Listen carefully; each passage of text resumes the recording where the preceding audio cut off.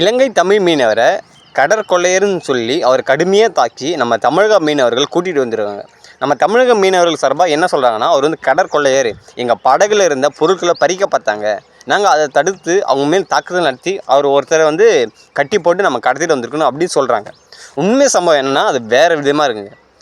அங்கே வந்தது இலங்கை தமிழர்கள் மீன் பிடிக்க வந்திருக்காங்க 3 பேருங்க. அது 2 சின்ன பசங்க, ஒருத்தவங்க மட்டும் தான் பெரிய ஆள். 3 பேர்.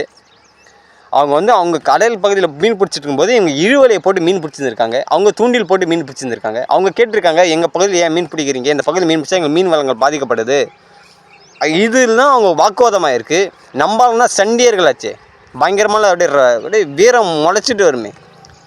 இந்த 3 பேர் சின்ன பசங்க தனியாக மாட்டினோடனே அவங்க மீது கடுமையாக தாக்கல் நடத்தியிருக்காங்க. அதில் 2 சின்ன பசங்க போயிட்டுருக்கானுங்க, ஓடிட்டுருக்கானுங்க.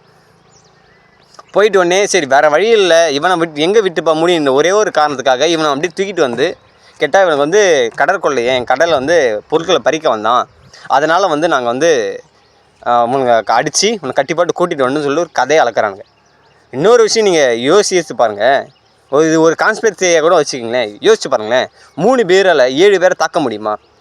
பாசிபிள்? அது சாதாரண வாழ்க்கையில் நடக்கிற ஒரு விஷயமா? அதெல்லாம் ஒரு 3 பேர் எங்க, 7 பேர் எங்க? அந்த 3 பேரில் ஒருத்தன் பேட்டி கொடுக்குறான், பார்த்தா சின்ன பையன். இவனுங்க 7 பேரும் தடி மாடு மாரி இருக்கிறானுங்க, எரும மாடு மாரி இருக்கிறானுங்க. அந்த காணொலியில் நீங்களே பார்த்துருப்பீங்க. எப்படி அந்த 3 பேரால் இவங்க 7 பேர் தாக்க முடியும்? உங்களுக்கு இலங்கை கடற்படை தரப்பில் அச்சுறுத்தல் இருக்குது. நீங்கள் என்ன செய்யணும்? மாநில அரசுக்கிட்டே மத்திய அரசு முறையிட்டு அதுக்கான தீர்வை ஏற்படுத்தணும்.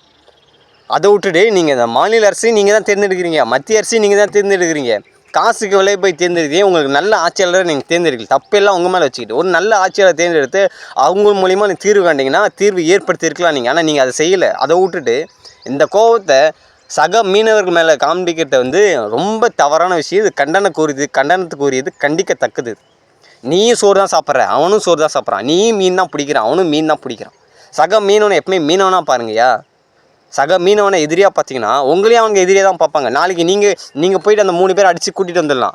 நாளைக்கு அங்கே வந்து ஒரு 100 பேரை கூட்டிகிட்டு வந்து உங்களை அடித்து கூட்டு போனால் நீங்கள் என்ன செய்வீங்க? உங்களை கடற்கொள்ளைன்னு சொல்லிட்டு தூக்கிட்டு போனால் என்ன செய்வீங்க? பழியே போடாதீங்க.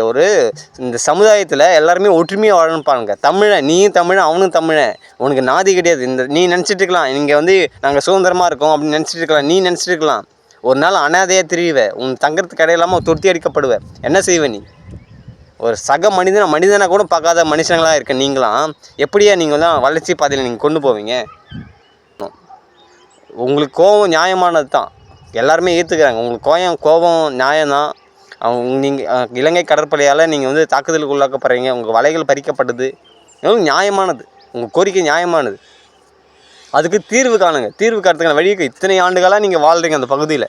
இங்கே தீர்வு காணுறது என்ன செய்யணும்? மாநில அரசுக்கிட்ட முறையிடணும். அந்த மாநில அரசு சரியில்லையா, மத்திய அரசுக்கிட்ட முறையிடணும். பல்வேறு போராட்டங்கள் நீங்கள் நடத்துறீங்க, தீர்வு கிடைக்கல. நீ என்றைக்கே தீர்வு கிடைக்கலையே, என்றைக்காச்சும் ஒரு நாள் யோசிச்சு பார்த்துக்கிறீங்க, ஏன் தீர்வு கிடைக்கல, இதுக்கு நிரந்தர தீர்வு ஏன் கிடைக்கல? இப்போ எங்கே நம்ம கோட்டை விட்டுருக்கோம், எங்கே நம்ம தவறு செஞ்சுருக்கோம்? அப்போது நம்மளை ஆள்ற ஆட்சியாளர் சரியில்லை. இந்த ஆட்சியாளர் வச்சு நம்ம எல்லாம் எதுவும் செய்ய முடியாது. என்றைக்காச்சும் யோசிச்சு பார்த்துட்டீங்களா? 5 வருஷத்துக்கு ஒரு முறை எலெக்ஷன் வருது. 5 வருஷத்துக்கு வர எலெக்ஷனில் ஒரு முறையாச்சு ஒரு நல்ல தலைவரை தேர்ந்தெடுத்துருக்கீங்களா? உங்களுக்காக போராடுற, உங்களுக்காக நியாயம் பெற்றுக் கொடுக்குற ஒரு நல்ல தலைவர்களை தேர்ந்தெடுத்துருக்கீங்களா? கிடையாது. அவங்க அந்த டைமில் கொடுக்குற அந்த காசுக்கு ஆசைப்பட்டுக்கிட்டு, அந்த டைமில் கொடுக்குற அந்த பணத்துக்கு ஆசைப்பட்டுக்கிட்டு ஒரு நல்ல தலைவனை தேர்ந்தெடுக்காமல், ஐயோ இங்கே குத்துறானுங்க, அங்கே குடையுது, இங்கே குடையுதுன்னு சொன்னால் அப்புறம் என்ன? உங்களால் சுதந்திரமாக தொழில் செய்ய முடியும்? தப்பு எல்லாம் உங்கள் மேலே தான், தப்பு உங்கள் மேலே தான். அதை விட்டுட்டு பழியை வந்து இன்னொருத்த மேலே காமிக்காதீங்க. இலங்கை கடற்படை உங்களை தாக்குதல் நடத்தினா அந்த கோபத்தை சக மீனவர்கள் மீது காமிக்காதீங்க. ஒற்றுமையாக இருக்க பழகுங்க. இது வந்து இந்த பிரச்சனை வந்து இன்னும் பெருசாகாமல் நீங்கள் தான் முயற்சி பண்ணணும். ஏன்னா நீங்களும் அதே தொழில் இருக்கிறீங்க, அவங்களும் அதே தொழிலில் தான் இருக்காங்க.